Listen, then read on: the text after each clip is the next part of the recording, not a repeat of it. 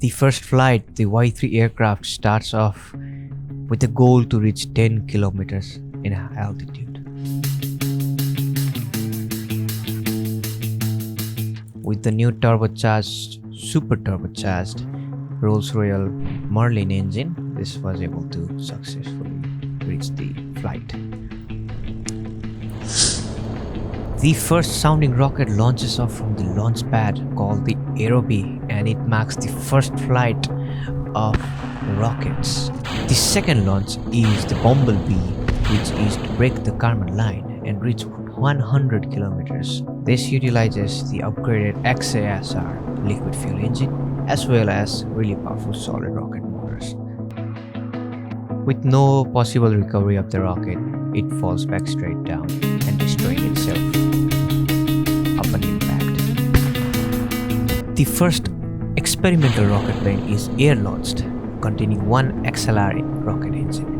The test maiden flight will be used to determine if rocket planes are feasible to reach even higher altitudes than before. Water landing has been chosen as a way to land the aircraft, as landing on the runway would be too difficult for a gliding body. The second experimental flight proved that rocket planes are in fact feasible in reaching higher altitudes. Third high-altitude flight, or the first high-altitude flight, is the X-2 plane, containing two XLR engine, and its objective is to reach 55 kilometers up. Its cockpit cannot support anyone above that altitude, so the pilot makes a brave and enduring maneuver and comes back safely down on the surface of the Earth.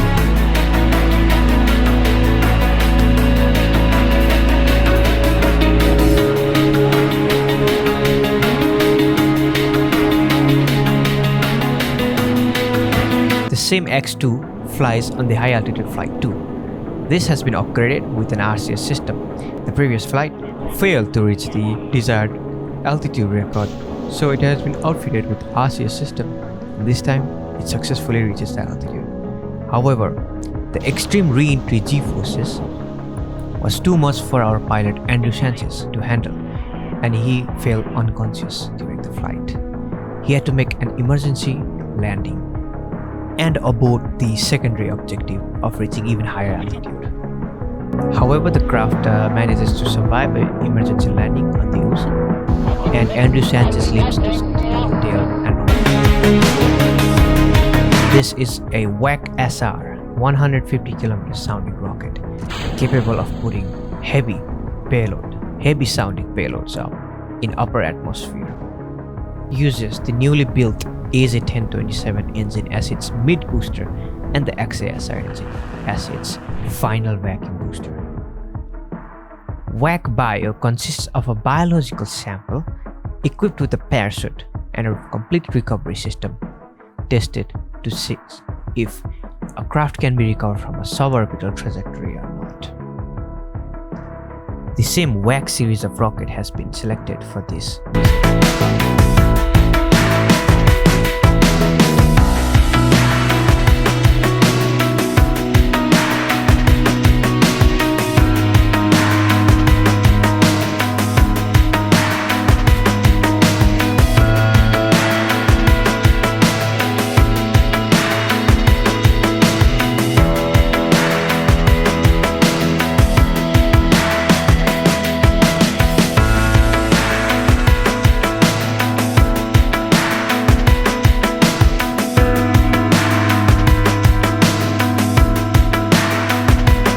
After the successful suborbital return of the WAC Bio craft, it has been proved that, in fact, crafts can be recovered from suborbital trajectories with relative ease. The second backup mission was also flown, just in case if the first mission was a failure. This time, a new space plane, X-15, is equipped with 3 XLR rocket engines and an upgraded life support system. This allows the pilot to go even higher up to 75 kilometers safely. Beyond that would be pilot's daring. Andrew Sanchez is a daring pilot performing a 90 kilometer high altitude flight. Very daring move by this pilot who has faced multiple death threats and has escaped with only by an inch.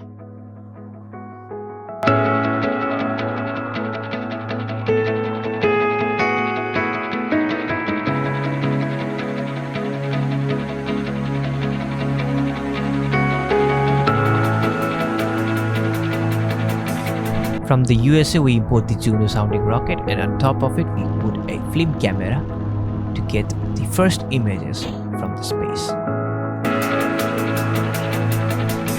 Using the data obtained from the previous suborbital mission, it was possible to recover the camera as well.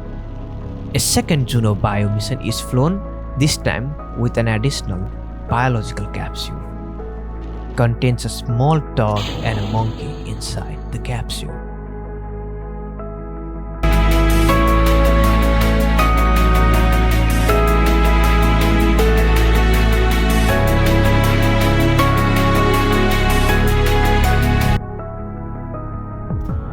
In order to put anything meaningful over the space for a long time, we need to put something in orbit. And to put something in orbit, we need to get orbital speed. So first baby steps has to be taken in order to reach the final plan of orbital flight. This is a WAC rocket on top of a Juno sounding rocket. Perfect for completing this milestone.